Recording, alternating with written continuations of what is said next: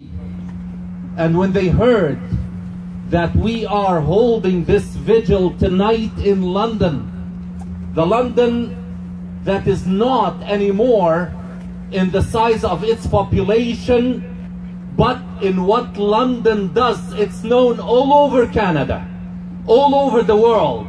And they are saying to you, thank you, thank you, thank you, London.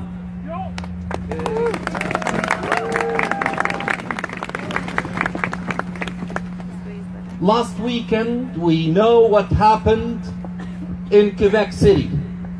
And I would like to draw our attention to the fact that some might not have noticed that in the last month in North America, what happened in Quebec City was number 5. 5 mosques were attacked in North America in the last month alone. On Saturday, Victoria Mosque in Texas was torched to the ground. All of these things are happened, and the threats that were given to the synagogue and all the other places of worship have one thing in common, and that is the hatred that some are interested in spewing among the people of faith, among us. We are not going to let that continue. We are going to show that love is stronger than hatred.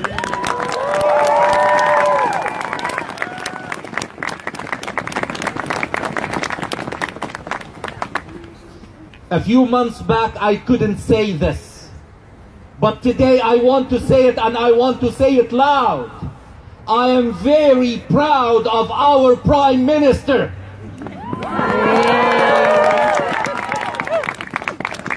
Proud of him because he stood in the House of Commons to say what all of us are saying, that all 36 million Canadians are mourning together as one community. Most world leaders condemned what happened in Quebec City, except the one who's trying to feed hatred to the south of our borders. He didn't say a single word. Shame. Shame. Yes, shame. Now, I would like to say that we are going to continue holding hands together. We are not going to allow Islamophobia to flourish. We are not going to allow the work of people who hate to continue to spread us apart. And with that, I would like us now to interrupt a little bit and utter a prayer to the Almighty God, who is witnessing our love to each other tonight. Please repeat with me a common prayer that Muslims repeat every day, and you will see when you will repeat it that it is so common. So please say with me, in the name of God, the all-merciful, the compassionate. All praise is due to God, Lord of all beings, the all-merciful, the compassionate, Master of the day of judgment. You alone we worship, and from you alone we seek help. Guide us on the straight path. Guide us on the straight path. The path of those who deserve your guidance, not the path of those who deserve your chastisement, and neither those who have gone astray. Now, for those of the Islamic faith tradition, let us say it in the original language as a prayer that we utter on this occasion to the Almighty God. Please let us say it together. أعوذ بالله من الشيطان الرجيم بسم الله الرحمن الرحيم الحمد لله رب العالمين الرحمن الرحيم مالك يوم الدين إياك نعبد وإياك نستعين اهدنا الصراط المستقيم صراط الذين أنعمت عليهم غير المغضوب عليهم ولا الضالين. Amen. Friends, brothers, sisters, it's difficult for us to continue to just mention that 6 people were killed last weekend. These are not just 6 people. These are people whose children continue to wait for them. And one person that I know very well, the one whose picture appeared on all media outlets, the one who's the owner of the grocery store, the one with the look on his face that says, I love you all. That person, his 4-year-old son, his mother is saying still until now, is waiting for his father. He couldn't sleep at 12 midnight, waiting for his father that night to come back home. And when he didn't come, he still did not understand why his mother and his brothers were crying. These are people who have families.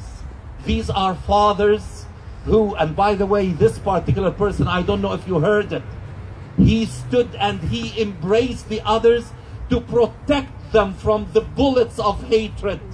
So, by definition, according to Islamic tradition, he died with the full honor of being called a martyr. Yes, he died as a martyr. And martyrs are alive with God, because the Almighty God tells us in the final revelation to mankind, to humankind, وَلَا تَحْسَبَنَّ الَّذِينَ قُتِلُوا فِي سَبِيلِ اللَّهِ أَمْوَاتًا بَلْ أَحْيَاءٌ عِنْدَ رَبِّهِمْ يُرْزَقُونَ فَرِحِينَ بِمَا آتَاهُمُ اللَّهُ مِنْ فَضْلِهِ. Do not consider those who died for the sake of God. Yes, they died for the sake of God, because when they died, they were prostrating themselves to the Almighty God, as it is the tradition of Muslims every day, 5 times every day. And they were doing the last prayer of the day before they continued their journey to God. Yes, they are very much alive with the Almighty God. They are looking at us through their souls, and they are rejoicing and waiting for the goodness in our hearts to reach them. And I want to share with you what I said at the steps of the London Muslim Mosque the day after, when I was speaking to the vice president of the community of the Cultural Center of Quebec.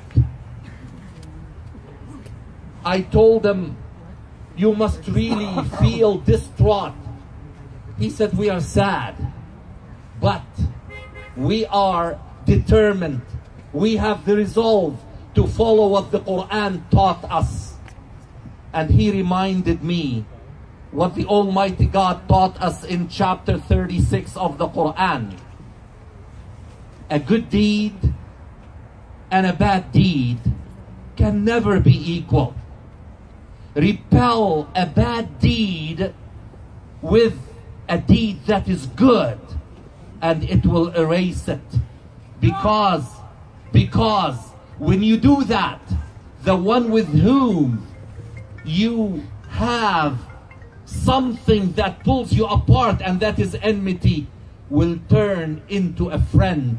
He said the only thing we will do is that we will turn to God and we will supplicate Him to put love in their hearts instead of hatred. We